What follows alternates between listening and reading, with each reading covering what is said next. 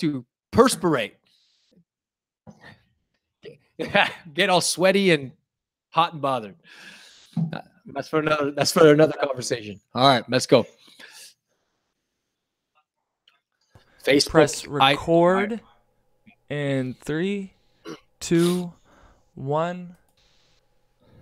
Leaders and healers, ladies and gentlemen, gamers and claimers from around the universe, from around the globe, we are live to you here on the Power, Purpose, and Passion podcast. Thank you for joining us. I am your host, Anthony Cheam, with my buddy Cameron from Chatham, Ontario, Burlington, Ontario, where I am sitting in my home, in my kitchen, serving you, ready to serve you now with all of my power, my purpose, and my passion. This is a podcast where we help you claim your power, clarify your purpose, cultivate your deepest, widest, and highest passions possible so you can ultimately show up as a better, best version of yourself, sharpening your mind, sharpening your soul, sharpening the level of abilities and strengths you give and bestow onto the world so you can inspire others to be the best and better version of themselves. I am your host, Anthony Cheam, ready to give to you Master Life Lesson number 2. I am a speaker, author, coach, life coach, trainer, love bug, father, husband. Every role I play, I want to play it full on with as much passion and power as possible. And we are here to give you Master Life Lesson number 2. Cameron, how you doing, my friend? And the people on Instagram, people on Facebook, people from around the world, thank you for joining us. What's going on, Cam? Boy, that was probably one of the most intense intros you've ever done. That was wild. Well, we got bears. We got bears on Instagram. So you gotta up your game here. Yeah. I had to up my game here. You gotta make sure you can impress bears. Love to you, bears. Love to you, man. He's a tough one. I don't know if you're impressing him whatsoever, but we'll see. No, I'm doing very well. That intro pumped me up. I'm ready to hear what we're talking about today. And I also just real quick want to thank everybody for tuning in on Spotify, on Apple Podcasts, on all these platforms, because it is, oddly enough, people are like, it's growing pretty fast. And it's cool to see that people just happen to find these episodes. Yeah. It's nice. It's what we're doing. I think, you know, from the deepest level of intention, the deepest soul level, I believe that if your intentionality and your desire, your ability and your mindset is to serve and the deepest needs of the community, the world, abroad, and to give your gifts freely, just to give and make the world better. I believe the universe opens up its doors. And I believe that regardless of where you are in your life, or whatever role you're playing, career, money, relationships, abundance will flow from you, to you, and as you. I truly, truly, with every part of me, believe that. And I'm certainly a living proof of that, not because I'm better than anyone, but because a long time ago, I made the shift from what's in it for me to how may I serve? How can I give to the world the best that I've learned? The deepest desires in me just wants to inspire and be a source of inspiration and give as much love in various forms, whatever delivery system I'm giving it, through speaking, through books, through podcasts like this. And this would not be happening without your help and our partnership there, Cam and Danish and Farah and the people that are listening to this podcast. So thank you for joining it. Thank you for joining us and sharing and commenting and asking questions on whatever platform you're on, whether you're listening to this actively or passively. And we are on Master Life Lesson number 2. Master Life Lesson number 1 yesterday was, what was Master Life Lesson number 1 yesterday? People are more important than things. I kind of lost my train of thought. People are more important than things. And today's Master Life Lesson number 2 is what you are for will empower and strengthen you, and what you are against will weaken you. And this is a very powerful little mind shift that I made a long time ago.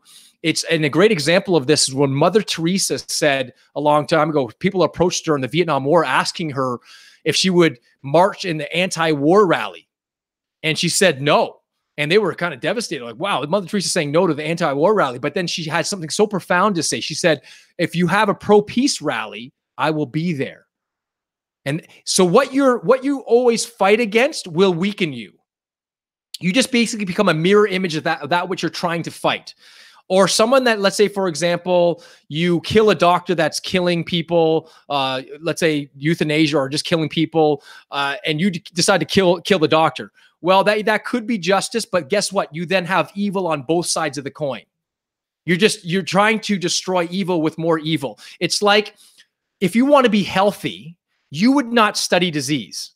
You would study health, right? If you wanted to be rich and abundant in financial terms, you wouldn't study the poor. You'd study rich and wealthy. If you wanted to create peace in the world, you wouldn't introduce more weapons of destruction and guns and more violence to create peace. You can't create peace with weapons of evil and destruction. You cultivate what's peace, what then creates the peace. And that starts with inside our minds and our hearts. I remember Thich Nhat Hanh, the great Buddhist teacher. He's one of my heroes. I've read a lot of his books. And what he says was this: any war that's happening outside is just indicative of the war that's happening inside of us, the war and the battle that's happening inside of our minds and our hearts. And if we can't take care of the war that's inside of our minds, then we're not going to take care of the war that's happening outside of us. So we've got to create the peace first in order to bring the peace out there. But if we continue to battle with ourselves all the time, fight with ourselves, that's just going to manifest with battles outside with our relationships. And we're going to project that war onto other people. Not to say that we're not in war with ourselves all the time. I'm not saying that at all. I'm just saying if you want to bring a level of strength and fortitude and emotional well-being to a situation, to any area of your life, you've got to cultivate that which you want in your life. If you want to bring more happiness into your life, cultivate happiness. As Tony Robbins and Jim Rohn used to say to Tony Robbins, if you want to be happy, study happiness. If you want a great relationship, study good relationship. If you want to be healthy, study health. Don't study the opposite. Don't keep telling yourself, oh, I'm poor, I'm poor, I'm poor, I'm poor. I'm sick and tired of being poor and fighting poverty. No, one of the best ways to fight poverty is to not necessarily be one of them. Be an abundant level of joy and happiness and love, and create that abundance in your life. Be a source of that abundance, before love, and you will literally exude and emanate and cultivate those qualities, those characteristics, and you'll impact the people around you. You wouldn't believe when I bring this level of energy and enthusiasm in everything that I do, the amount of people that are impacted and lit up by my energy. Not because I'm better, because I choose to focus in on and cultivate a different standard, a different level of energy, an attitude of grace and gratitude, an attitude of love. I'm here to serve. I'm here to care. I'm here to bring joy to people's lives. Not, oh, I don't want to be sad today. Well, let me ask you a question. Is not being sad happiness? Is not being depressed the same as being joyful? Or is not getting divorced the same as a happy marriage? Or is not being in debt the same as financial abundance? So I often say to people, what would be better, to be out of debt or financially abundant and independent to the point where you're living off all of your investments, so that you're replacing your husband or your wife's income, and you don't necessarily have to work again. You're at a point where you're working because you want to, not necessarily because you have to work. So what am I saying? So I'm getting this. Richard Rohr, one of my heroes in the spiritual dimensions of this thing we call religion or spiritual path, he said this: the best criticism of evil and what is bad is the practicing of what's good and loving. It's so easy to criticize evil. It's so easy to focus on what's on the news, the shooting in Pittsburgh, and to criticize, oh, it's evil. But just criticizing evil is not going to make the world better. Yes, it's happening. There's evil in the world, but one of the best ways to make it better is to be better, to extract and derive whatever lesson you can get from that heinous, horrific event, and let it touch you. No doubt, let it touch you, but then let it drive you to make the world better at home, with yourself, with your workers, with your coworkers, with your church, with your synagogue, your mosque, whatever it is. Make it better. So rather than criticize evil and watch the news and see how bad our leaders, political leaders, religious leaders, make it better. Make it better with inside you first. Take responsibility for making it better with inside yourself first. Examine yourself, and then raise your standard and show up as that person. I like to say this. I love this. I love that the one prayer, the serenity prayer. And I put this actually in my book, You 2.0. And the serenity prayer, for the people that don't know it, is, God, grant me the serenity to accept the things I cannot change, the courage to change the things I can, and the wisdom to know the difference. Well, the new and advanced version of that, the modern day version of that, is this: God, grant me the serenity to accept the people I cannot change, the courage to change the people I can, and the wisdom to know that it's me. That if things are to change, I got to be the one to change it. For me to see the world different, I got to start seeing myself different. I got to start seeing people differently.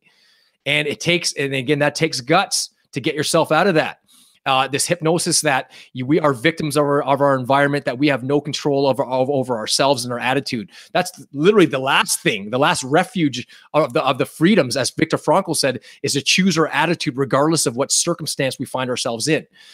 So again, changing your focus from, oh, what's evil in the world? Because by the way, from a personal experience, there's certain things that are happening on TV that I choose not to watch, like political issues within the world, because certain things just get me really angry, and I just like get so amped up about it, and I find myself, my energy dropping, my joy just being snuffed from me and stolen from me by watching and listening to those things. You've heard me say this before. Where you will be in 2 years, one of my mentors said, will depend on those 4 things: what you listen to, what you watch, who you hang around, and what you read. What you listen to, watch, read, and who you hang around. And so I'm finding myself being so enthralled and engaged in what's happening in the world. And it's like making me angry and I start criticizing it, and then joining in on the conversation about how the political parties and the world is going to end, and the apocalypse, and the leaders aren't doing the right thing. What are you doing? Are you just going to continue to focus in on what's bad in the world? Or are you going to say, you know what, let it touch you and say, you know what, I'm here to make it better. I'm going to be a source of making it better. And it starts with me and the people I hang around. It starts with my wife. It starts with my children. It starts with my community. It starts with my clients. And that's where I'm going to start. And even Mother Teresa said that a long time ago. I don't expect people, she said, in paraphrasing here, she said, I don't expect people to be like me, but just to be a little bit more loving at home with their families. If everyone would just be just a little bit more loving with their families, with their friends, man, we could make a serious rippling effect in how we affect our future generations. And as I heard Dr. Robert Rome say, he said, you know, children don't make 100% of our population, but they do sure make 100% of our future. And so we got to focus on, if we were to make a serious change and transformation and upgrade in our society, it starts with you. So start there. Start focusing on what's good and loving in the world rather than criticizing and condemning what's bad, and make that small little shift. And I promise major things, major changes in a positive way can happen in your life. Any thoughts there, Cam? Yes. I just want to say that you're definitely impressing Berge. He wrote fabulous. And then he said, yes, you get what you focus on. And then he said, people talk about escaping their comfort zone, and he can't understand why. He says, focus on your success zone and you'll get there. Rather than trying to run away from pain, try and, you know, shift the focus. I think also, I just want to real quick add, because everything you said was amazing, by the way. Thank you. You know, I feel like everything, I always just say, yeah, I agree. And then I want a compilation of how many times I agree with you on this podcast. But yeah, I want to also add the fact that nothing inherently is right or wrong or good or bad or evil or like whatever. It's all in how we think about it. You know, everything's absolutely subjective. So I think that's what meditation does for me. Like it allows me to reach a place where I have an objective view on the world rather than a subjective view, and just the world is what it is, and it's whatever. And for some reason, we all tend to gravitate towards like peace and joy and whatever once we empty ourselves. So just forget about what you want, forget about what you don't want, and just let yourself chill for a sec, like slow down, because so many people are just like, oh no, I feel this, I can't feel this, this is wrong, this is right. And then they're just in resistance they're literally in resistance to happiness. So I think if people would just chill out and stop expecting yourself to be perfect, just slow down and like you're okay.